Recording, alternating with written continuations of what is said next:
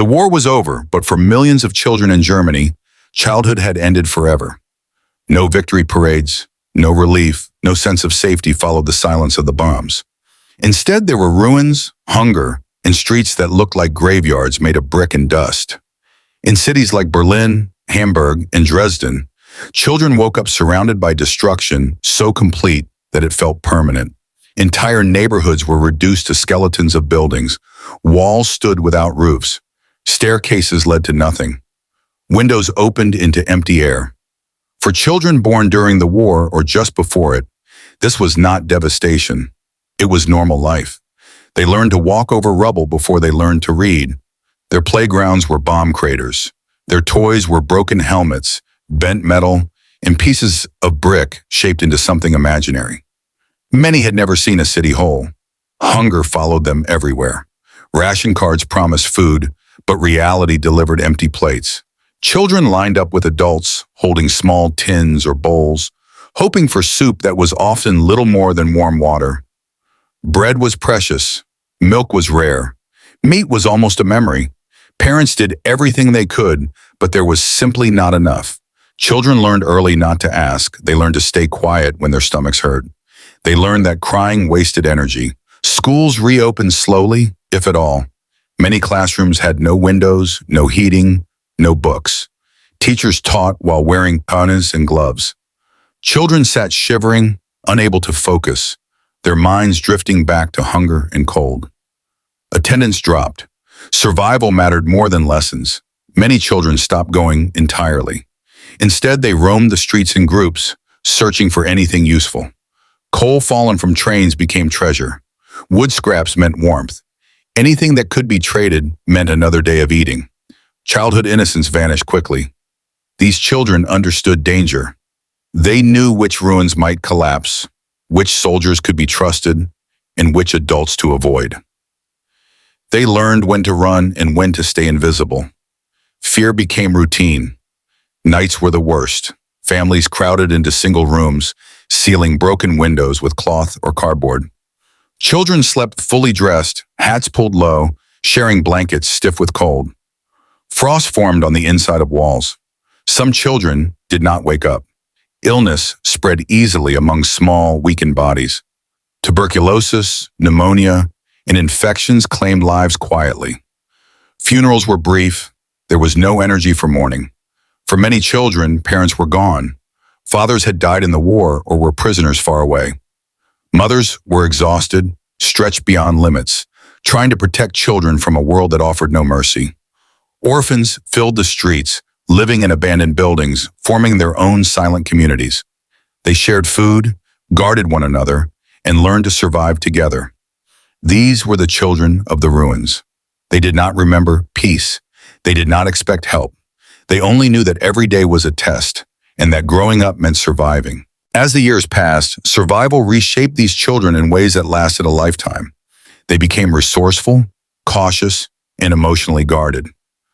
Hunger taught them discipline. Cold taught them endurance. Loss taught them silence. Many took on adult responsibilities before reaching their teenage years. Older children cared for younger siblings, while parents searched for food or fuel. They cooked what little there was. They stood in ration lines. They negotiated trades in black markets alongside adults. Childhood became labor. Play disappeared. Laughter was rare and brief. Trust was fragile. Children learned quickly that promises often meant nothing. Aid arrived inconsistently, and disappointment became familiar. When food trucks came, crowds formed instantly. Children pushed forward, not out of cruelty, but desperation. They learned to protect what they received, hiding food under clothes, eating quickly before it could be taken. Moral rules blurred. Stealing food was no longer wrong, it was necessary. Many children stole not for themselves, but for families waiting in freezing rooms. Police often looked away. They understood. Adults who might once have punished such behavior now felt sympathy. The lines between right and wrong were rewritten by hunger. Psychological wounds formed quietly. Many children stopped speaking about their feelings. They learned that pain solved nothing. Nightmares were common. Loud noises caused panic. Ruins that adults saw as destruction were to children both shelter and threat. Accidents were frequent. Walls collapsed. Unexploded ordnance lay hidden beneath rubble. Children were injured or killed while scavenging. These deaths rarely made headlines. They were accepted as part of life. Education, when available, struggled to compete with survival. Concentration was impossible on empty stomachs. Many children fell behind, their potential buried beneath years of deprivation. Some were sent to the countryside, separated from families in hopes of better food. For many, this meant safety. For others, it meant loneliness and fear. Letters took weeks to arrive, if at all. Some families never reunited. Adolescents arrived without guidance. Teenagers grew up without models of stability. Authority felt distant and unreliable. Many distrusted institutions completely. Yet within this harsh environment, bonds formed that were stronger than anything peaceful childhoods produced. Children who survived together remained connected for decades. Shared hunger created loyalty. Shared danger created trust. They protected one another fiercely. These children were not weak. They were hardened. But strength came at a cost. Emotional distance, anxiety, and fear of scarcity followed them into adulthood. Even years later, many could not throw food away. Many felt uneasy in warm rooms. Many slept lightly, always alert. The war had ended, but its aftermath lived inside them. Growing up too fast meant carrying memories no child should have held. And yet, these children endured. They adapted. They survived. And in doing so, they became the foundation of a country that would one day rise again. When Germany began to rebuild, it was not only cities that were reconstructed, it was a generation. The children of the ruins grew into adults who valued stability above all else. They remembered cold rooms, empty plates, and silent streets. These memories shaped their choices, their politics, and their sense of responsibility. Security was no longer abstract. It was personal. Food, housing, education, and social protection became priorities because the absence of these things had once nearly destroyed them. Many of these children rarely spoke about their past. Their stories were carried quietly, passed down in habits rather than words. Saving food, preparing for shortages, distrusting abundance. Even in times of prosperity, the fear of loss lingered. This generation built systems designed to prevent suffering they had known firsthand. Welfare programs, labor protections, and social safety nets were not theoretical ideals. They were responses to lived trauma. The memory of children scavenging ruins became a warning of what happens when society fails its youngest members. These former children became parents who tried to give what they had never received. Warm homes, full meals, education without interruption. Many succeeded. Some struggled, haunted by memories they could not erase. The emotional scars remained, but they did not define the future alone. Out of deprivation grew determination. Out of chaos grew order. The children of the ruins did not inherit a nation. They rebuilt one. Their childhoods were marked by hunger, fear, and loss, but their adulthood was defined by resolve. They understood that peace was fragile and that dignity required protection. Their lives proved that survival is not the same as healing, but that healing is possible.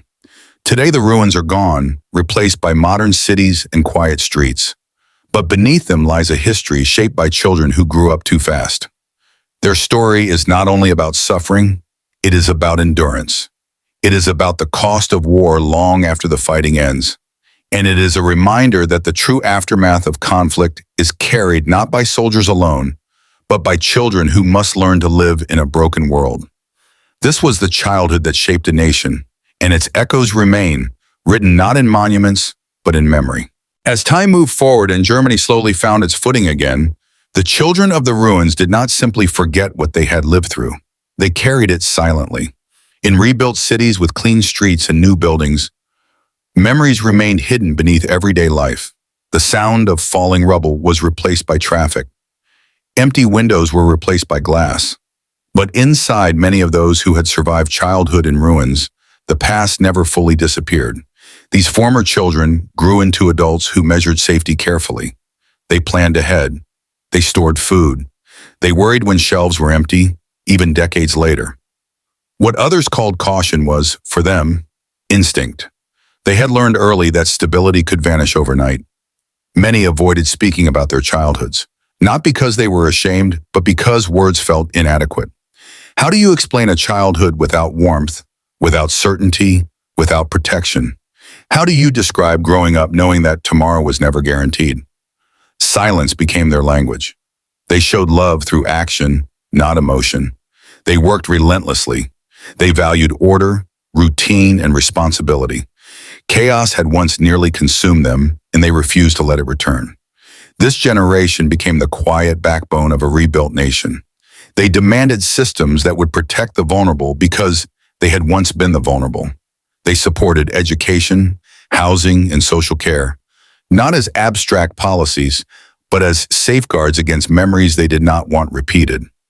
Many became parents who overcompensated, offering structure, food, and discipline in equal measure. Some struggled to express affection. Others struggled with anxiety and emotional distance. Trauma does not disappear when buildings rise.